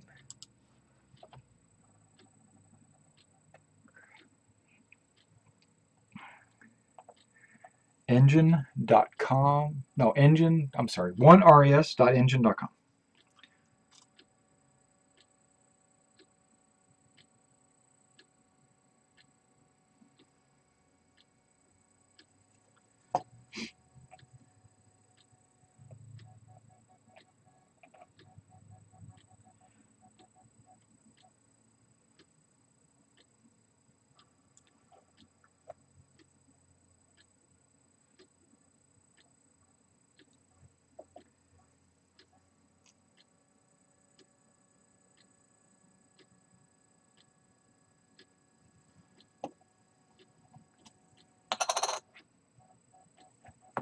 Oh, okay. Leave that be.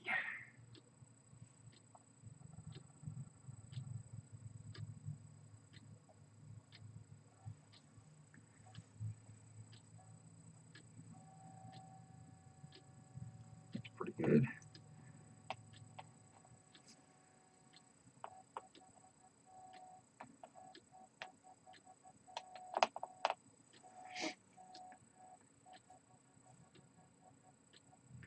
That's pretty good.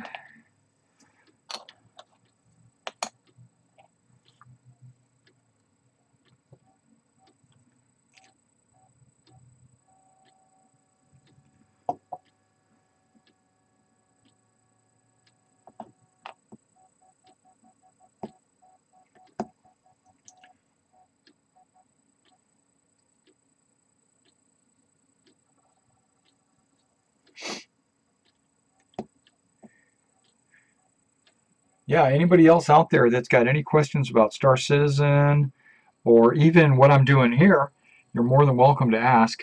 Putting together some Robotech models. They're basically that thing right there. That's the Zentradi Battlepod. That's what I'm assembling right now. I need so many of these put together. I figured I'd take some time this afternoon and do it because I need 24 of them. And I can't wait to start painting these things. I'm going to assemble them all first, and then I'm going to start painting.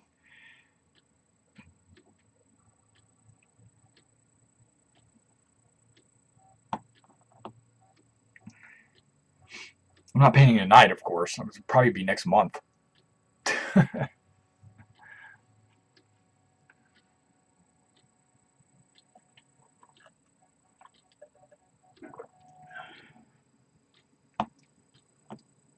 Wow, this one just doesn't want to glue down, huh? Oh, I see a problem already.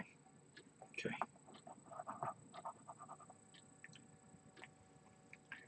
Let's not have trimmed the bottom.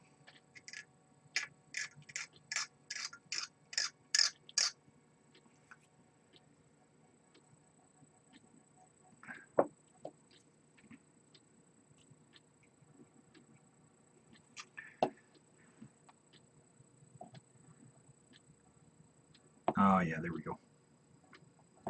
Hell, it's already dry. Look at that. Bam! Once it's flat, it just, boom, dries immediately. Okay. Immediate mold.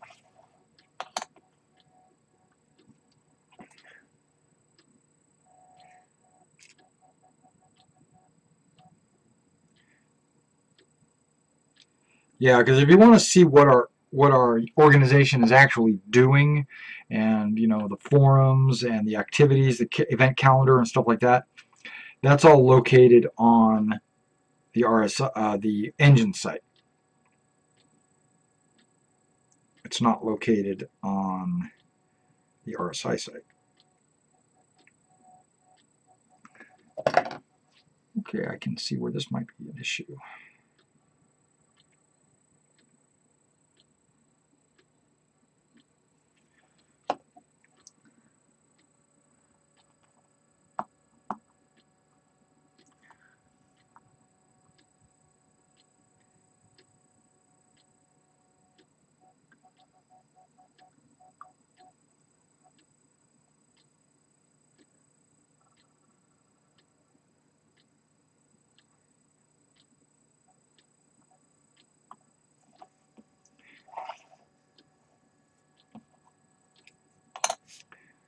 Not two battle pods are exactly the same. Even though they're supposed to be, right? Because the Zentradi are all like clones of each other.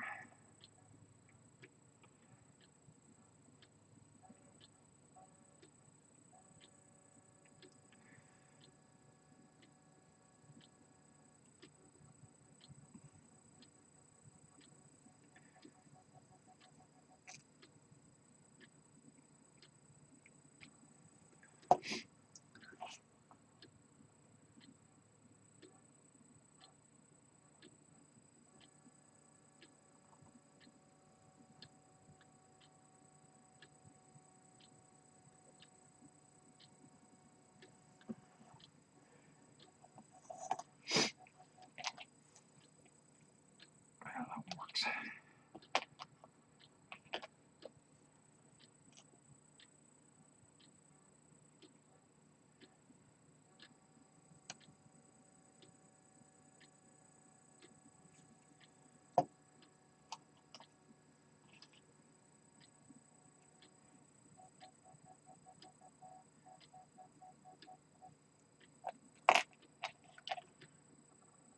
Come on, you leg.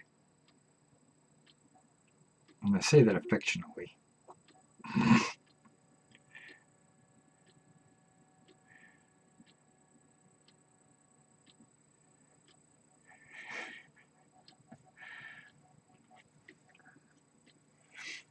Got kind of a leaping look there, you know, legs kicked up behind him.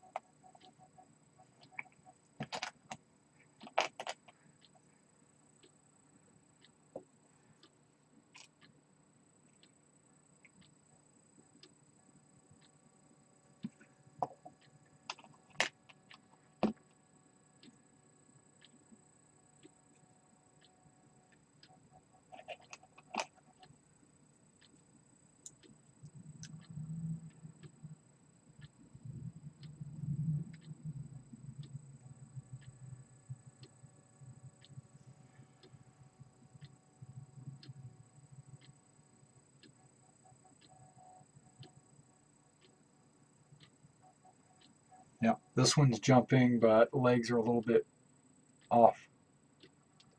You know what I mean? Cool, cool. Cool, cool, cool.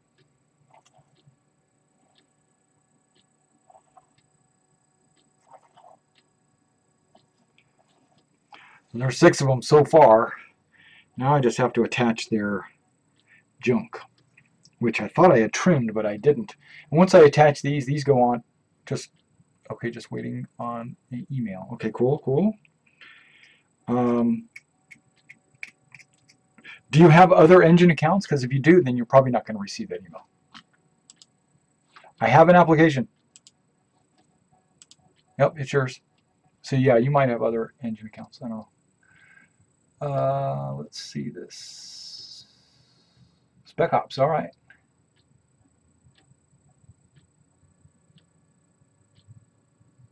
Yeah. Okay, Spec Ops. Give me a second to get you assigned to that.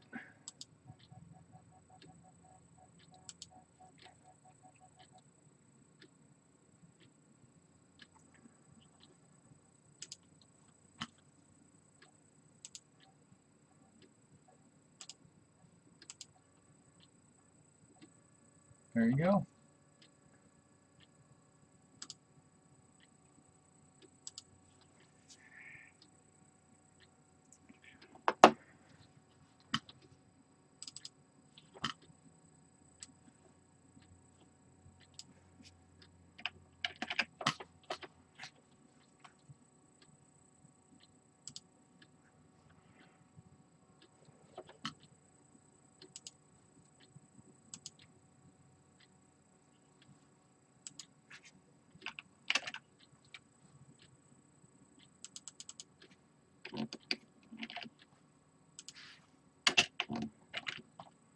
Putting something on your wall.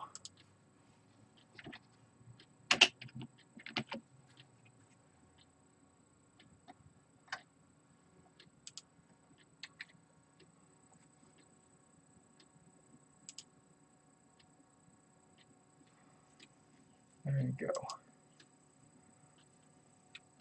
All right, you're all set.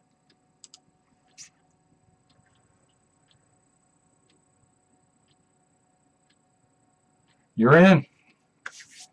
You're in like Flynn.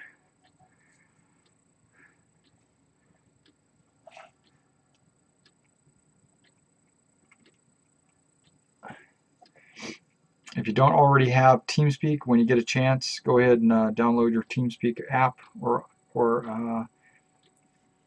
on your computer. That way you'll be able to chat and fly with us.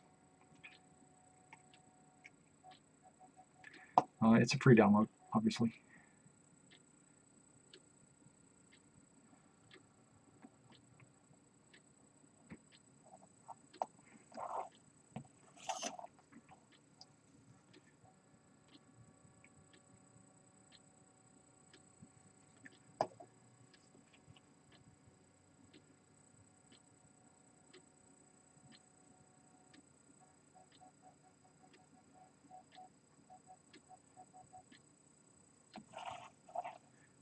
Boy, this guy's this guy's leaning over to the right. Okay, that's cool though. Like I said, no Battlepods are exactly the same.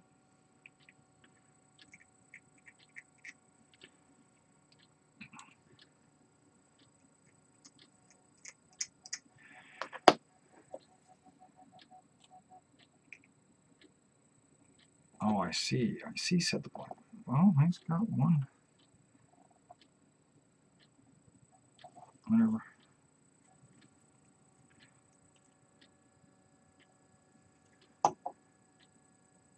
He can lean all he wants.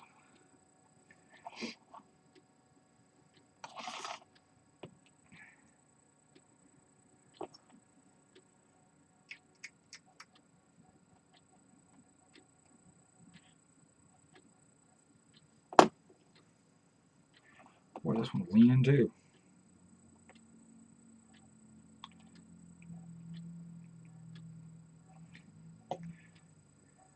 Yeah, Wolf, go ahead and oh, you got, okay, great. You got TeamSpeak. Yeah, don't, forums, and you can read what kind of conversations we're having and stuff like that in the forums. Introduce yourself if you want, or just stay in the background. That's fine. We ask that you at least log into our website at least once a week to kind of update to refresh your status in the unit. Even if you were like traveling or whatever, at least try to at least log into the website, and because what that does is it updates your last date logged in, and that lets us know that you're still active and participating in the unit and stuff like that.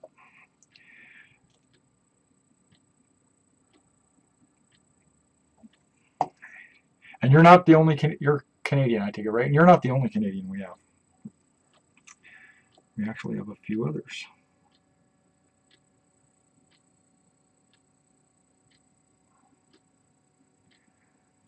So you're in good company.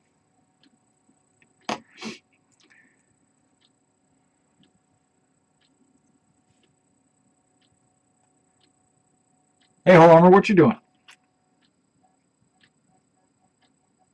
We just got a new member here, Wolf King.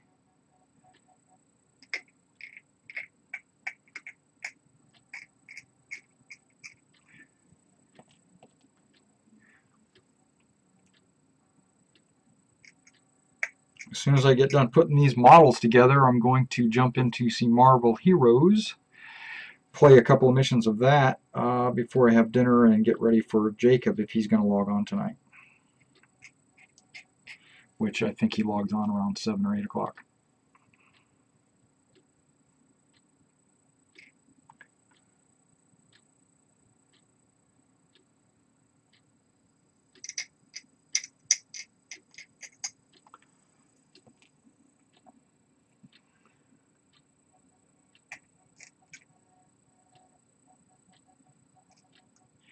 Yeah, Wolfking's going to be one of our newest Fleet Marines in the Spec Ops team. He's going to be a first-person guy, manning turrets and repelling borders and all that kind of stuff.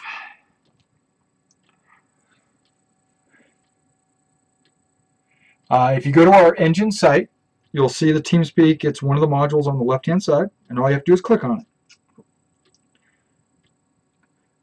Otherwise, it's oneras.enginevoice.com.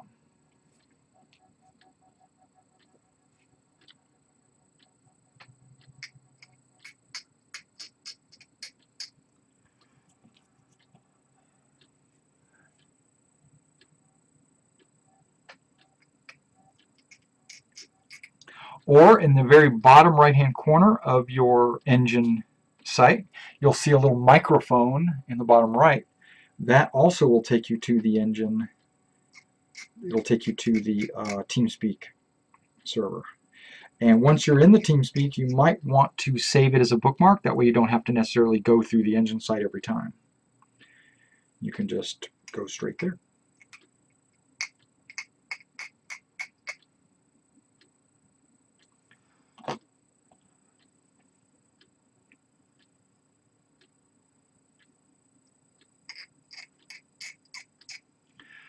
Okay, got the big guns done. So now I'm going to lay these guys down the best that I can and glue these lasers on. Yeah, he doesn't want to lay flat for sure. I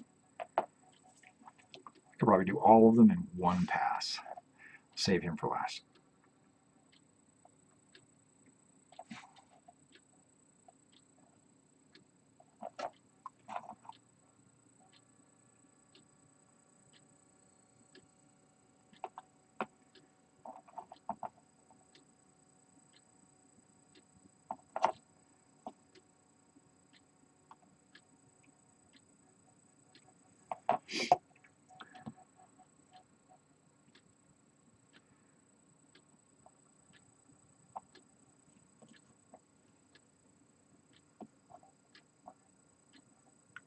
Ah! Okay. Hate getting glue on my cutting mat.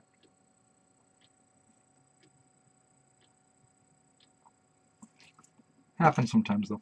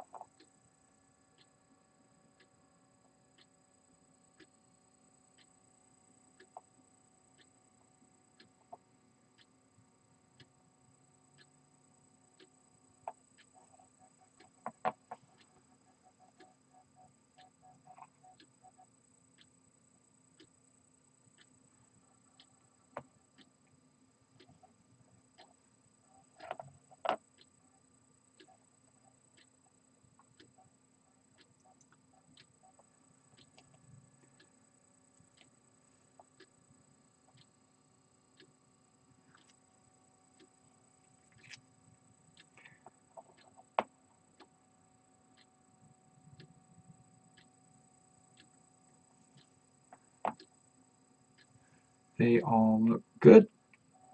Last one.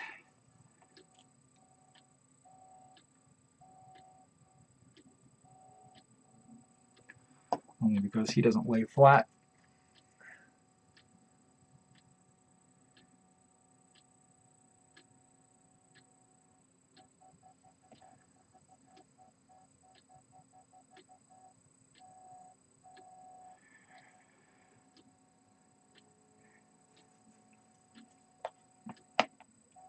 Okay, now I've got these little bitty lasers or machine guns or whatever they are. And I got very little bit of trimming to do.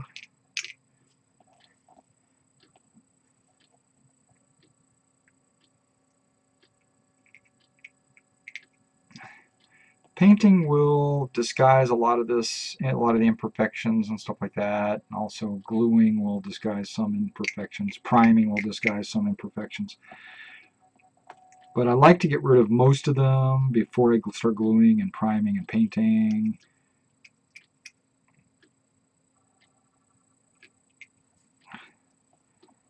Just less work that the paint, prime, and glue has to do.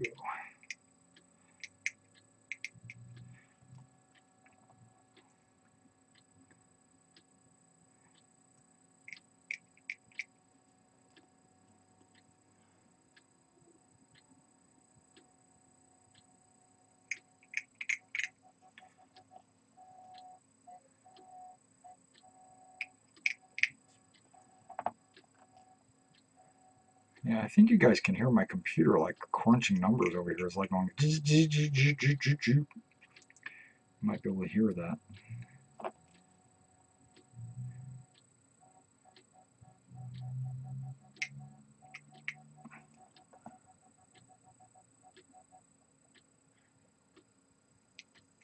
Okay, those are all ready for. Oh, what about that one?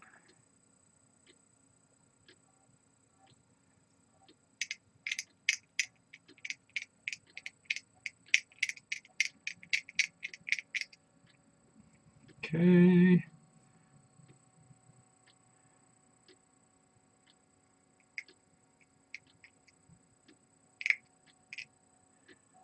Yep, they all look good. Here we go. Now I'm going to have to use the tweezers on these bad boys. Start with this guy. Just because he looks like he's ready.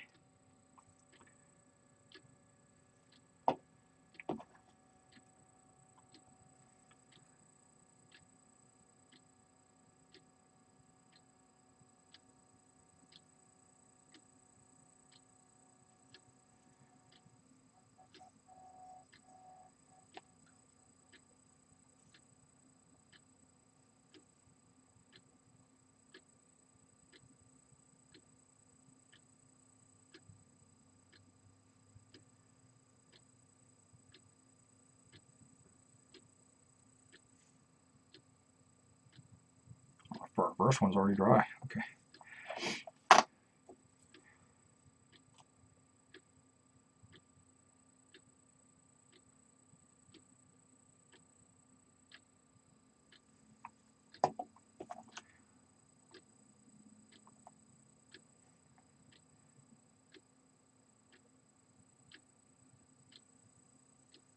Okay.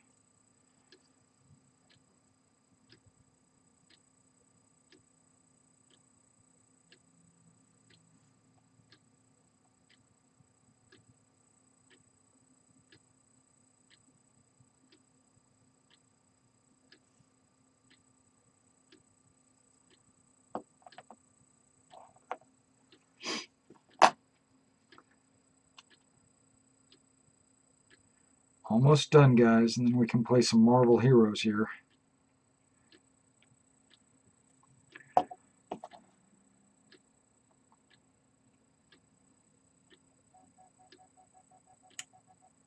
Oh, whoa, whoa, whoa, whoa. Come on now.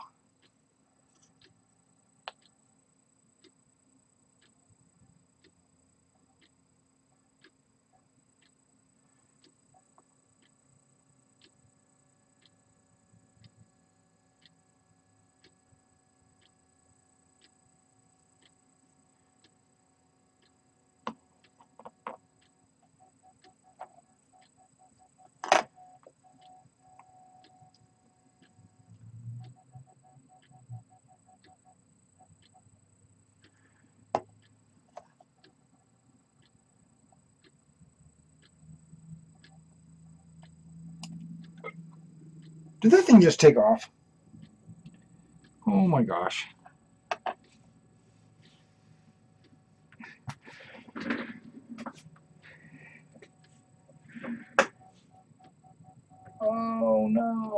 it's so small. There's a chance I can find it, though.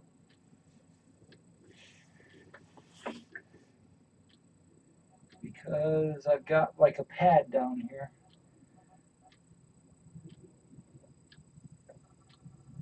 I heard it bounce off of something.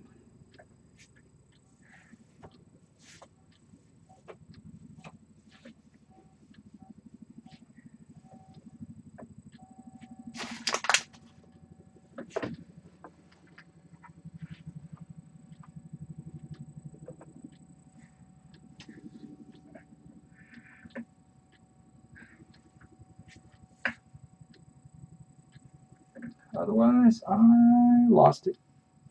It's gone. No big deal. It's gone. Okay.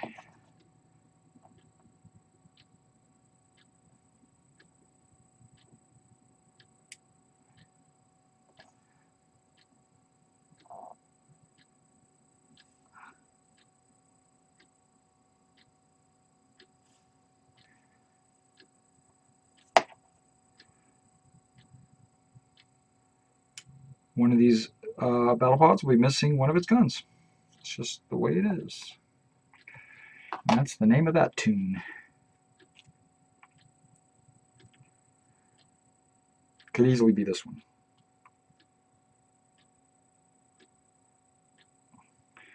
You probably wouldn't even notice it's missing.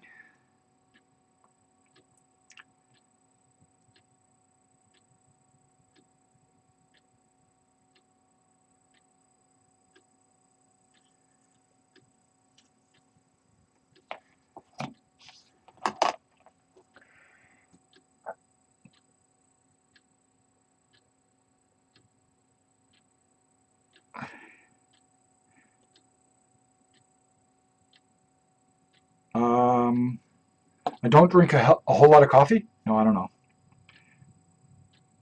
I've been doing this for 35 years. I don't know.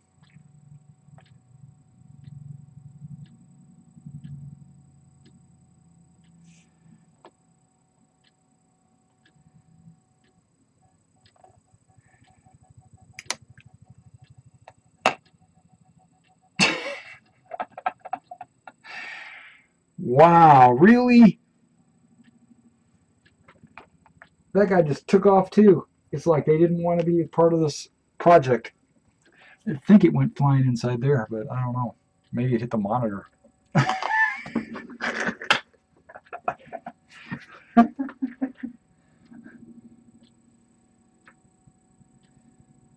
I hate those small pieces that go flying off and want to be on their own.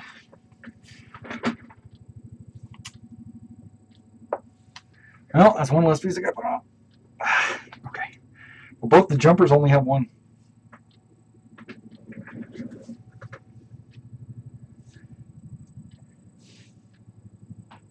Yeah, I originally got these tweezers actually to do repairs on some of my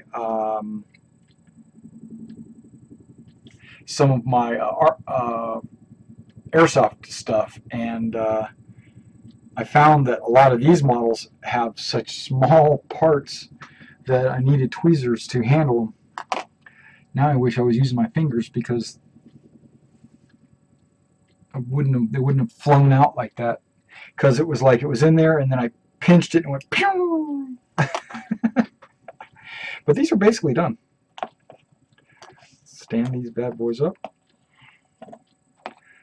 There you go, and you got the image right there of what it's supposed to wind up looking like. And here's a. Let's turn it this way. That's the Robotech RPG Tactics model. I think it's a pretty good likeness, actually. You know, so pretty good. And now that means I've got 12, 31, I got 15 of these finished. You need 12 for the core unit.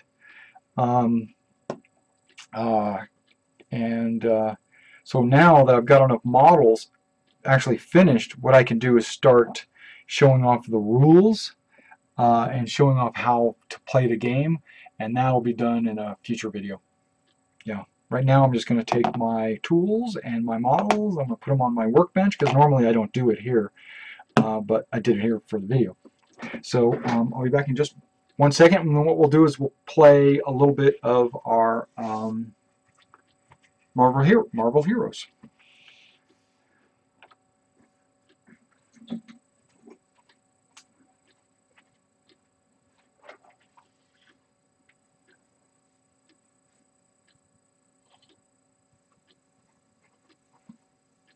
My leg is killing me. Okay, glad I got a chance to stand up.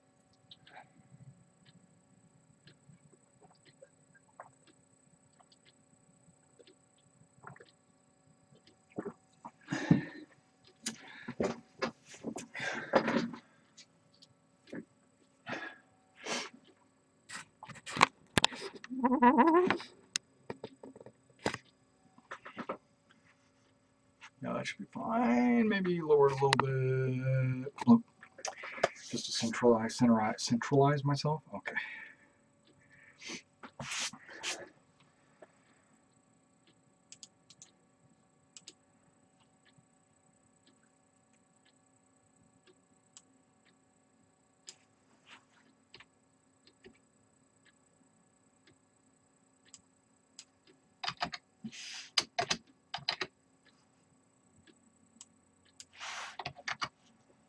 I really don't know what time we're getting on here.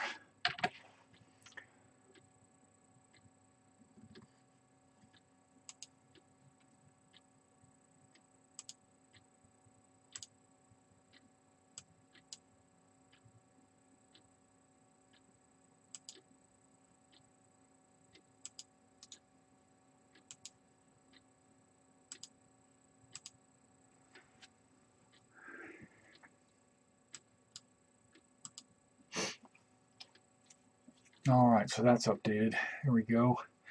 And let me update the channel.